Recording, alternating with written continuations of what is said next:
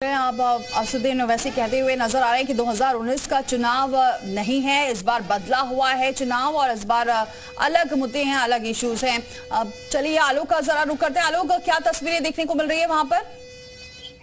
जी बिल्कुल, बता दें यहाँ पे मतदान स्थल पे अगर बताया जाए तो लंबी लंबी भीड़, कतारें लगी हुई हैं। भीड़ का अगर दिखा दे तो किस तरीके से बाहर से ही भीड़ लगी हुई है और तीन यहाँ पे मतदान स्थल है, तीनों पे सैकड़ों की संख्या में वोटर खड़े हुए हैं और सुबह से ही यहाँ पे लाइन लगी है और एक एक करके वोट जा रहे हैं। सबसे अच्छी बात यह है कि यहाँ पर अभी तक 95 से लेकर 98 साल की उम्र तक के बुजुर्ग भी यहाँ मतदान करने पहुंचे हैं और जो महिलाएं हों या पुरुष हो, बुजुर्ग हों या युवा हो, सभी मतदान केंद्र पर मताधिकार का प्रयोग करने पहुंच रहे हैं। तमाम जो तीन मतदान स्थल है आपको पीछे भी दिखा देंगे, तीनों तरफ भीड़ भारी संख्या में है। कानपुर गया की अकबरपुर लोकसभा सीट है और मताधिकार का जो मतदाता है वो तेजी से कर रहे हैं। सुबह से ही बड़ी संख्या में भीड़, जिस तरीके से भीड़ दिख रही है तो उससे ये लग रहा है कि 12 बजे तक इसका प्रतिशत बहुत हाई जाने वाला है। कानपुर जरा जो लोग पहुंचे हैं क्या सोच रहे हैं, किन मुद्दों को लेकर पहुंचे वोट करने?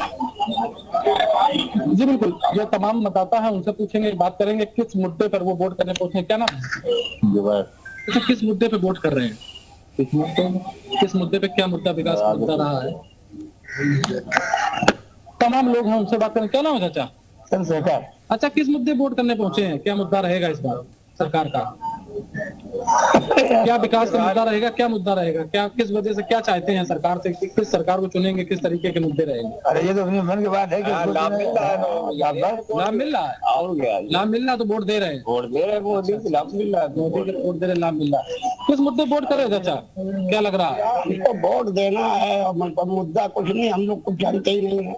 अच्छा अच्छा, खाली वोट देना है। और तमाम लोग, क्या नाम है चाचा? विक्रम। अच्छा, किस मुद्दे पे वोट दे रहे हैं? विकास के लिए। विकास के मुद्दे पे दे रहे हैं। युवा भी हैं, उनसे बात कर लेते हैं। क्या नाम है दोस्त? सिद्धार्थ यादव। सिद्धार्थ जी, किस मुद्दे पे वोट दे रहे हैं? युवा है आप?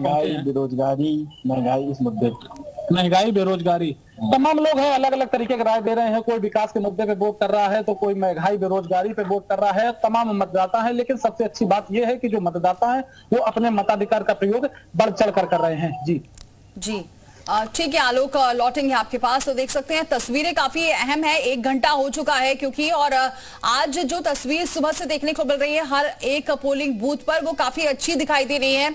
जागरूक दिख रहे हैं मतदाता और सुबह से ही लाइन नजर आ रही है, वोट करने पहुंच रहे हैं। मयूर का एक बार फिर से रुक करते हैं। मयूर, और कुछ तस्वीरें खास दिखाई दे रही है वहां पर?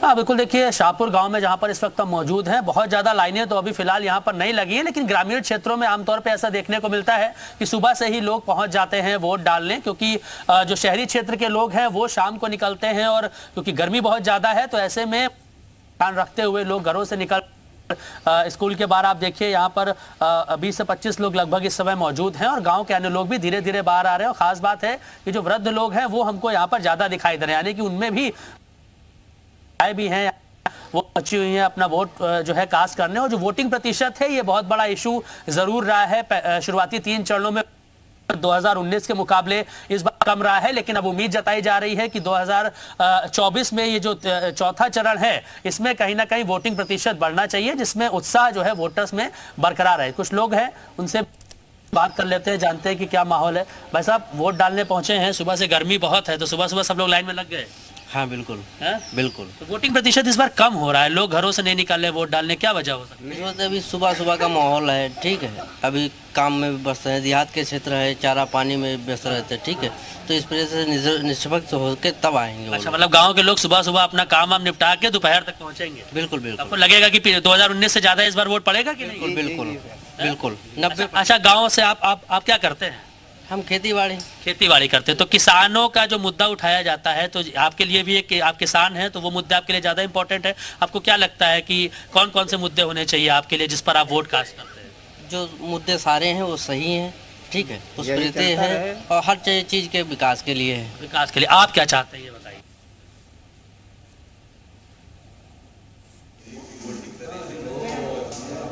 ठीक है मयूर, लौटेंगे आपके पास। तो देख सकते हैं लोग पहुंच रहे हैं अपने वोट का इस्तेमाल करने के लिए। तमाम उनके जहन में मुद्दे हैं, उनको लेकर वो पहुंचे हैं पोलिंग बूथ पर, वोट डाल रहे हैं। कहीं ज्यादा भीड़ दिखाई दे रही है तो कहीं धीरे धीरे लोग पहुंच रहे हैं। अभी शुरुआत ही 1 घंटा हुआ है और उस दौरान ही लोग काफी संख्या में, फिर भी पिछले तीसरे चरण के मुकाबले इस बार संख्या ज्यादा देखी जा रही है पोलिंग बूथ पर। तो ज्यादा लंबी कतारों का जिक्र किया आपने दीपाली, तो हम ज्ञानेंद्र का रुख कर लेते हैं एक बार फिर से। उन्नाव के उस पोलिंग स्टेशन पर मौजूद है जहां पर साक्षी महाराज ने थोड़ी देर पहले अपने मताधिकार का इस्तेमाल किया है। ज्ञानेंद्र, आप जिस पोलिंग स्टेशन पर है वहां पर लंबी कतारें दिखाई दे रही है, एक बार फिर से तस्वीरें दिखाइए और लोगों से बातचीत कीजिए। उनके जहन में क्या मुद्दे हैं? महिलाओं ने अपने तरीके से मुद्दे बता दिए हैं, महिलाओं की कतारें बहुत लंबी दिखाई दे रही है। एक बार फिर से उन्नाव के मुद्दे, लोगों के मुद्दे बताइए और तस्वीरें दिखाइए। जी, सबसे पहले मैं तस्वीरें आपको दिखा दूं। देखिए, तस्वीरें जो उन्नाव की हैं वो लोकतंत्र के हिसाब से बहुत सुखद नजर आए। आप देख लीजिए कि गर्मी बढ़ रही है लेकिन जो लाइन है मतदाताओं की वो भी बढ़ रही है। जैसे जैसे मौसम थोड़ा सा गर्म होता नजर रहा, वैसे से मतदाताओं में ऐसा लग रहा है जोश बढ़ रहा है। आप लाइनें देखिए, जो पुरुषों में और महिलाओं में एक तरीके से मतदान का कंपटीशन आपको यहाँ उन्नाव में नजर आ रहा है। लंबी लाइन महिलाओं की ज्यादा नजर आ रही है। ऐसा लग रहा है कि महिलाएं इस बार ज्यादा वोट डालने के लिए खुश है। माता जी, क्या इस बार महिलाएं ज्यादा वोट डालेंगी? हाँ, डरी है तो भाई इस बार डालेंगी। क्या मुद्दे होंगे, क्या सोच के आ रही वोट डालने के लिए? अरे जो सरकार के मन हो तो नहीं, अब क्या कहा जाए। अच्छा, देखिए ये कितना खुश है मतदाता। ये तस्वीरें जो है ये बेहद सुखद है। देखो, मतदाताओं के अंदर जोश है, खुशी है। लोकतंत्र का जो ये पर्व है इसमें सहभागिता के लिए हमारे साथ कुछ और भी लोग हैं जिनसे हम बात करेंगे। भैया क्या? चलिए, मैं रोक रहा हूं, जरा कन्नौज का रुख कर लेते हैं। हाई प्रोफाइल सीट है, विशाल पांडे हमारे साथ वहां पर मौजूद हैं। विशाल, क्या किस तरह की लड़ाई वहां पर देखने को मिल रही है? जबरदस्त मुकाबला क्या चल रहा है?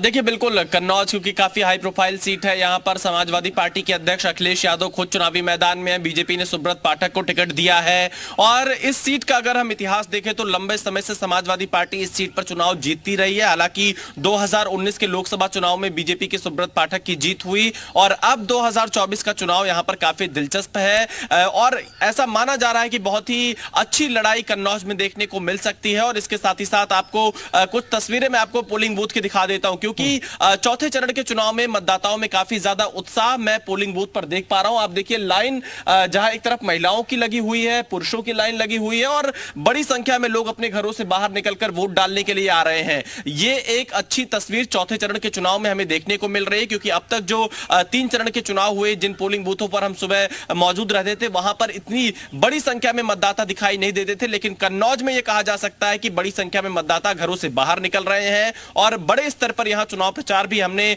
चुनाव प्रचार के वक्त देखा है। बीजेपी की तरफ से अमित शाह से लेकर योगी आदित्यनाथ तक ने यहां पर बीजेपी के लिए वोट मांगा, जबकि दूसरी तरफ अखिलेश यादव यहां से जो प्रत्याशी हैं उन्होंने खुद कई चुनावी जनसभाएं की। राहुल गांधी यहां पर अखिलेश यादव के लिए वोट मांगने के लिए पहुंचे हुए थे। तो कुल मिलाकर कन्नौज सीट पर पूरे देश की निगाह रहने वाली है, क्योंकि काफी हाई प्रोफाइल सीट ये मानी जा रही है। कुछ जो मतदाता आप देखिए यहां पर लाइन में आपको दिखाई दे रहे हैं कन्नौज लोकसभा क्षेत्र के, उनसे हम मुद्दे जानना चाहेंगे। हम आपसे पहले कह देते किसी प्रत्याशी का नाम मत लीजिएगा, बस आपके मुद्दे क्या है हम ये जानना चाह रहे हैं।